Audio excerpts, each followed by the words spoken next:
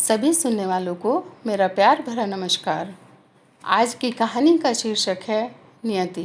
तो आइए आज की कहानी को शुरू करते हैं। अमित, राहुल और रोहन तीनों दोस्त आज बहुत खुश हैं क्योंकि बचपन के ये तीनों दोस्त कॉलेज में भी साथ ही थे और उसके बाद तीनों को ही बीटेक करने के बाद चेन्नई में ही अच्छी नौकरियां मिल गई। तीनों के एक साथ रहने की खुशी की कोई सीमा न थी।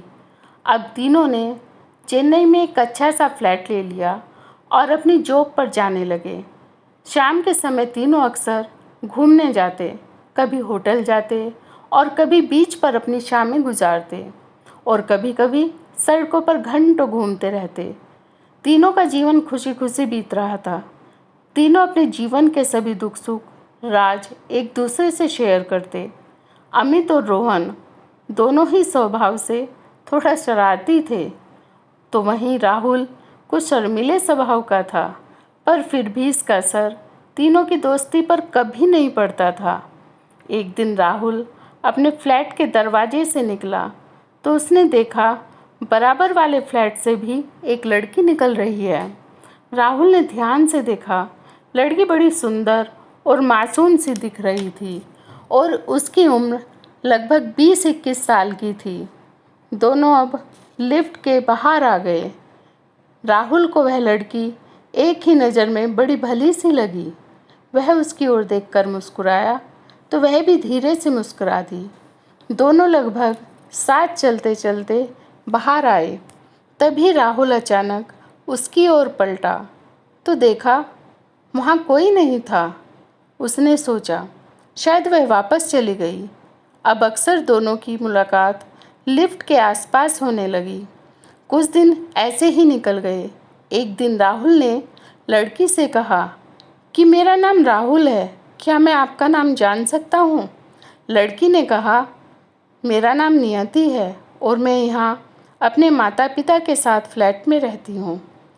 अब दोनों की अक्सर मुलाकातें होने लगी और दोनों अपने बारे में एक दूसरे को बताने लगे और खूब बातें करते। राहुल ने अपनी इस नई दोस्त के बारे में अमित और रोहन को भी बताया और यह भी कहा कि वह उसे पसंद करने लगा है। तो वह दोनों कहने लगे हमने तो किसी लड़की को उधर नहीं देखा, पर हाँ एक आंटी और अंकल उस फ्लैट में ज़रूर रहते हैं जिनसे हम कभी कभी बातें करते हैं। तुम नियति को हमसे भी मिलाना। राहुल बोला ठीक है, कल शाम को तुम दोनों बीच पर आ जाना, क्योंकि पता नहीं क्यों नियति होटल या भीड़ भाड़ वाली जगह पर नहीं मिलना चाहती। मैं और नियति अक्सर बीच पर जाते हैं। मैं और नियति कल भी बीच पर जाएंगे और तुमसे पहले पहुंच जाएंगे। तुम दोनों वहां आ जाना। रोहन और अमित जब वहां पहुंचे तो उन्होंने देखा राहुल पत्थरों के पास बैठा झुक झुक कर हंसकर किसी से बातें कर रहा है। उन्होंने उसे आवाज़ दी तो वह दौड़कर उनके पास आया और बोला चलो तुम्हें नियति से मिलाता हूँ, वह भी तुमसे मिलकर बहुत खुश होगी। पर वहाँ जाने पर उन्होंने देखा वहाँ कोई नहीं था। काफ़ी देर इधर उधर देखने पर नियति वहाँ नहीं दिखाई दी। उन्होंने सोचा शायद वह मिलने से शर्मा रही होगी और वह घर चली गई होगी। तो वह तीनों भी घर वापस लौट आए। अगले दिन राहुल की मम्मी फ़ोन करके राहुल को कहती हैं कि बेटा एकदम से घर आ जाओ, तुमसे कुछ बात करनी है।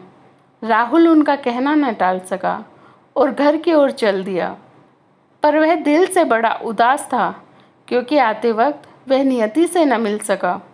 घर पहुंचने पर राहुल की मम्मी ने उससे कहा बेटा अब हम तुम्हारी जल्दी ही शादी करना चाहते हैं। हमने 1-2 लड़कियां देखी हैं और तुम उनमें से किसी एक को पसंद कर लो ताकि हम शादी की बात आगे बढ़ा सकें। पहले तो राहुल शादी से मना करता रहा, फिर बोला मम्मी मुझे एक लड़की पसंद है, मैं उससे ही शादी करना चाहता हूँ। उसकी मम्मी ने कहा बेटा हमें कोई ऐतराज़ नहीं, तुम्हारी खुशी में ही हमारी खुशी है। राहुल बोला मैं एक बार नियति से बात करके आपको उसके माता पिता से मिलाता हूँ। अब राहुल खुशी खुशी चेन्नई लौटा। पर 1-2 दिन उसे नियति नहीं दिखाई दी, तो उसने सोचा कि उसके फ्लैट पर जाकर उसके मम्मी पापा से भी मिल लूँगा और नियति से भी मिल लूँगा और उसकी मम्मी पापा से शादी की भी कुछ बात कर लूँगा।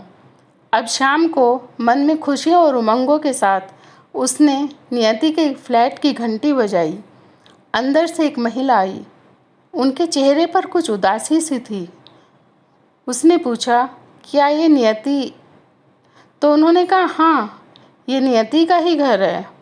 तो उन्होंने राहुल की ओर देखा। राहुल ने उनसे कहा, मैं उसका दोस्त हूँ, क्या मैं अंदर आ सकता हूँ? तब उन्होंने उसे अंदर बुलाया और नियति के पापा से मिलाया। वह भी बीमार व उदास से दिख रहे थे। घर में उदासी सी फैली थी।